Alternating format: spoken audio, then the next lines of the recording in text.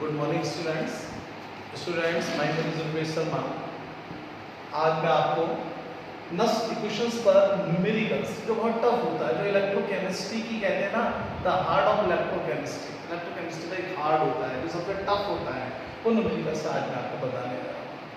देखिए, सबसे पहले ये न्यूमेरिकल जो आते हैं इसी तरह का बोर्ड एग्जाम में आता है, लेकिन न्यूमेरिकल का बच्चा गलती कहाँ करता है और कैसे आपको उसको सही करना है, इसको बताते हैं। एक यहाँ पर न्यूमेरिकल्स है, इसमें देखिए ये है Ni plus 2Ag positive gives out Ni plus 2 Ag। देखिए, जिस पर चार्ज नहीं होता वो सॉलिड स्टेट में होता है और जिस पर चार्ज होता है वो एक्वस स्टेट में होता है। ये एक्वस है और ये सॉलिड स्टेट। सबसे पहले यहाँ पर ई नॉट सेल दिया है। जब किसी भी रिएक्शंस में ई नॉट सेल दिया होता है तो ये मान के चले कि वो क्वेश्चन सरल है। और ई सेल मतलब आपको विद्युत वाहक बल यानी इलेक्ट्रोमोटिव फोर्स आपको फाइंड आउट करना है। तो देखिए, यहाँ पर आपको दो इलेक्ट्रोड अभिक्रिया मतलब दो इलेक्ट्रोड लिए हैं, यहाँ पर एक निकल इलेक्ट्रोड लिया है, एक सिल्वर इलेक्ट्रोड लिया है।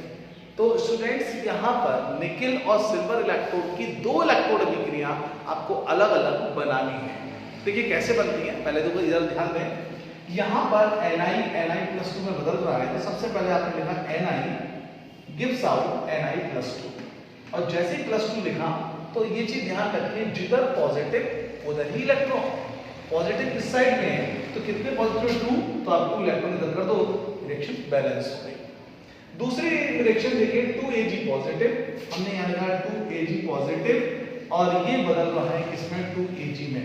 अभी मैंने आपको क्या बताया, जिधर पॉजिटिव उधर ही इलेक्ट्रॉन। तो यहाँ कितने पॉजिटिव है, एक नहीं दो, तो 2 इलेक्ट्रॉन आपने यहाँ कर दिए। इसका मतलब ये हुआ कि इसमें भी 2 इलेक्ट्रॉन और इसमें भी 2 इलेक्ट्रॉन। लेकिन इस पहली वाली इलेक्ट्रोड रिएक्शंस को अगर आप देखते हैं तो फ्री स्टेट में ऑक्सीडेशन नंबर 0 है, यहाँ प्लस 2 है, 0 से प्लस 2 हो रहा है। इसका मतलब यहाँ पर ऑक्सीडेशन हो रहा है, यहाँ पर ऑक्सीकरण हो रहा है। और जब ऑक्सीकरण होता है तो अभिक्रिया होती है हमेशा एनोड पर, किसको होती है, एनोड पर। और जब यहाँ 2Ag प्लस और यहाँ फ्री स्टेट में ऑक्सीडेशन नंबर 0 होगा और प्लस 2 से यहाँ 0 करेंगे तो यहाँ क्या होगा, रिडक्शन, और रिडक्शन मतलब अपचयन होगा, और जब अपचयन होता है तो अभिक्रिया होती है कैथोड। अभी तो क्वेश्चन इसमें आगे भी करना है, लेकिन स्टूडेंट्स कितना भी करेगा तो भी उसको नंबर 3 नंबर का क्वेश्चन में आपको 1 मार्क्स फिर भी मिल सकता है। तो सबसे पहले इलेक्ट्रोड अभिक्रिया को कैसे निकालते हैं, और इलेक्ट्रोड अभिक्रिया निकालने के बाद आप कैसे बताएंगे कि यहाँ ऑक्सीजन हो रहा है या अपचयन हो रहा है, और ऑक्सीजन अपचयन निकालने के बाद आप कैसे बताएंगे कि अभिक्रिया एनोड है या कैथोड है। इतना बात करने के बाद using of the Nernst equations का यूज करेंगे। आप फार्मूला होता है ई सेल बराबर E nought cell minus 0.059 upon n log base 10 लगाते हैं, या तो बेस 10 लगाएं या ना लगाएं, लेकिन ऊपर ना लिखें। अपचित अवस्था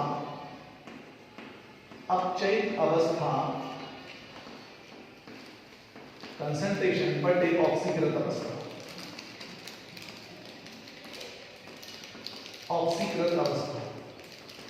देखिए स्टूडेंट्स, यहाँ पर ये जो मैंने इक्वेशन लिखी है, ये इक्वेशन पहले भी आपने कर रखी है प्रूफ में।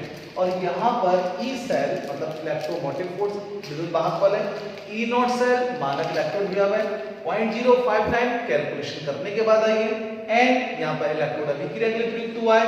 अपचित अवस्था मतलब ऑक्सीकरण यहाँ पर आएगा, ऑक्सीकृत अवस्था यहाँ पर अपचयन आएगा। लेकिन आपको पता है इस प्रकार के जो न्यूमेरिकल्स होते हैं ये तब तक आप नहीं कर पाते जब तक आपको लॉग की वैल्यू नहीं आती। तो इसलिए मेरे ख्याल से आप लॉग 1 से 10 तक की वैल्यू सीख याद करें, उसके बाद शेष मैं आगे आपको अपनी वीडियो में बताऊंगा कि लॉग को कैसे देखा जाता है।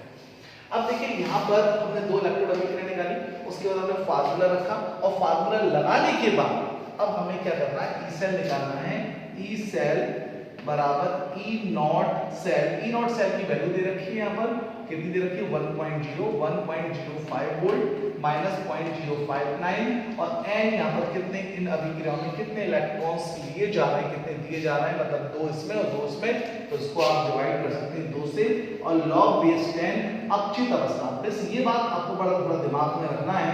अपचित अवस्था मतलब उसे कहते हैं जिसका ऑक्सीकरण हो रहा हो, और ऑक्सीजन किसका हो रहा है, निकल का हो रहा है, और निकल में वो हिस्सा आएगा जिस पे चार्ज है। तो इसका मतलब निकिल Ni नहीं आएगा, Ni+2 आएगा। तो Ni+2 को आप यहाँ ऊपर लिखेंगे Ni+2 और नीचे आप इलेक्ट्रोड अभिक्रिया लिखेंगे और इलेक्ट्रोड अभिक्रिया में वो लिखेंगे जिस पर चार्ज है। तो चार्ज Ag पे नहीं है, Ag+ पर है। तो Ag+ आपने लिखा, लेकिन बहुत सारे बच्चे इसमें क्या कर देते हैं 2 चार्ज लगा देते हैं, लेकिन Ag के ऊपर प्लस चार्ज है तो केवल 1 चार्ज लगेगा, लेकिन आगे जो नंबर है वो आगे क्या चलेंगे, इसके ऊपर घात में चले जाएंगे। बस ये ध्यान रखना चाहिए। अगर घात नहीं है, जैसे इससे पहले देखें Ni में कोई था मोल नहीं था तो घात में नहीं लगाए, अगर यहाँ 3 होते तो घात में 3 आ जाते हैं, तो इसमें यहाँ पर लगा सकते हैं। इतना करने के बाद स्टूडेंट्स अब आपने यहाँ 1.05 माइनस 0.059 2 log base 10 Ni+2 की वैल्यू आपको यहाँ दे रखी है, यहाँ दे रखा है 0.160 और यहाँ पर Ag+ की वैल्यू दे रखी है 0.002 और इसका आपने जो है स्क्वायर। इतना स्टूडेंट्स आपको ये समझ में आ गया होगा। इसको मैं आगे कुछ ड्रॉप कर देता हूँ मैं।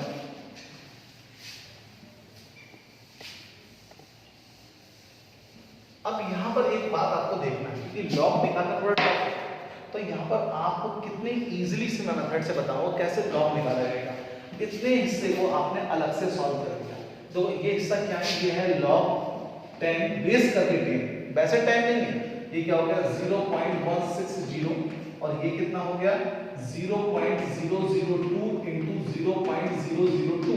अब देखिए मैं log की वैल्यू कैसे सॉल्व करता हूँ। देखिए अब यहाँ 0.3 के बाद 0.3 के बाद इसको कट कर दिया, 2 8 16 ये 0 हो गया, पॉइंट है 3 पॉइंट आपने इसमें आगे बढ़ा दिए, 2 से कट किया, बच्चों के 8 1 2 3 4। अब देखिए यहाँ पर हुआ log base 10 1 2 3 4, तो इकाई ढाई सैकड़ा हजार मतलब 40,000 हुआ। और 40,000 को देखो लॉग में हम कैसे देखते हैं, सुनिए। देखिए सबसे पहले जितने जीरो है उसको आप भूल जाए, लॉग जितने जीरो उतनी लॉग की वैल्यू। लॉग कितने हो गए 10 की पावर 4, तो इसकी वैल्यू हो गई 4। अब log 4 की वैल्यू, तो ये मैंने कहा ना 1 से 10 तक की log वैल्यू आप याद रखें, तो log 4 की वैल्यू होती है 0.6020।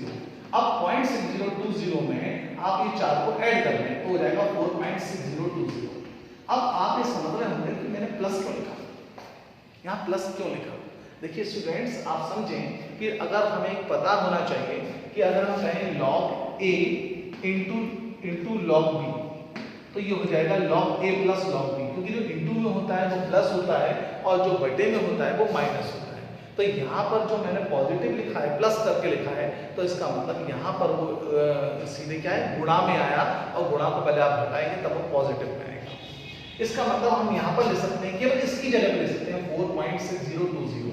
तो अब मैं आपको यहाँ बताता हूँ कि मैंने यहाँ पर सॉल्व किया,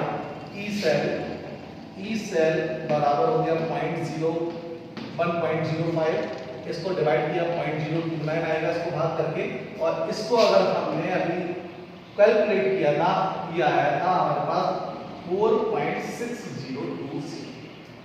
इतना इसकी इससे मल्टीप्लाई करेंगे, हमने आपको 4.6020 को इसकी 2 डिजिट हमने हटा दी, हमने 4.60 रहने दिया। 4.60 की 0.029 से आप इसको डिवाइड करेंगे, 4.60 और 0.029 0 9 54 0 5 और 36 और 5 41 0 6 3 12 2 हासिल 1 4 3 8 1 9 0 4 2 1 3 और 9 4 13। अब दशमलव यहाँ पर कितने के बाद है 1 2 3 4 5 1 2 3 4 5, तो ये आया 0.133। हम इसको कर सकते हैं 1.05 माइनस 0.13340, इसमें से हम माइनस करेंगे तो 1.05 और 0.133 बस इतनी ले सकते हैं दशमलव के। मैंने यहाँ पर लास्ट के 2 हटा दिए हैं इसके डिजिट को, तो अगर हम क्या करेंगे 10 में से 3 गया 7 हुआ, 4 में से 3 गया 1 हुआ, और यहाँ 10 में से 1 गया 9 हुआ, और यहाँ पर 0 हुआ, तो इसकी वैल्यू आ गई 0.917 वोल्ट। ये इसका आंसर है। देखिए स्टूडेंट्स यहाँ पर आपको क्या समझना है, सबसे पहले आपको समझना है इलेक्ट्रोड अभिक्रिया कैसे करते हैं, इलेक्ट्रोड अभिक्रिया में सबसे पहले हमें लॉग की वैल्यू कैसे निकालते हैं और लॉग की वैल्यू निकालने के बाद हम इसकी कैलकुलेशन कैसे करते हैं। देखिए इसमें मैथमेटिकल की सिंप्लीफिकेशन चलता है, सरलीकरण। तो आपको पहले पता है कि बॉड मास का हम यूज करते हैं, तो पहले किसको हम यूज करते हैं, पहले प्लस को करेंगे, पहले माइनस को करेंगे, ये सारी चीजें बॉड मास से आपको पता होनी चाहिए। लेकिन जब आप ऐसा करेंगे तो आप इस क्वेश्चंस को अच्छी तरह से या अदर क्वेश्चंस को अच्छी तरह से कर पाएंगे। बहुत सारे स्टूडेंट्स कहते हैं कि सर हमें न्यूमेरिकल नहीं आते, लेकिन मैंने कहा न्यूमेरिकल आने से सबसे सरल तरीका है, पहले आप उसका डाटा कलेक्ट करें, इसमें दिया क्या है और उसके उपयुक्त आप फार्मूला करें। देखिए practice makes a man perfect, जितना आप प्रैक्टिस करेंगे उतना ही वो आपको और स्ट्रांगली और मजबूत करेगा।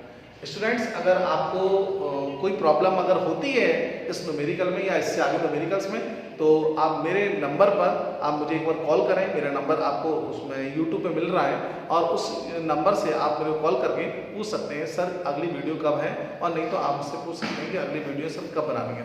Thank you.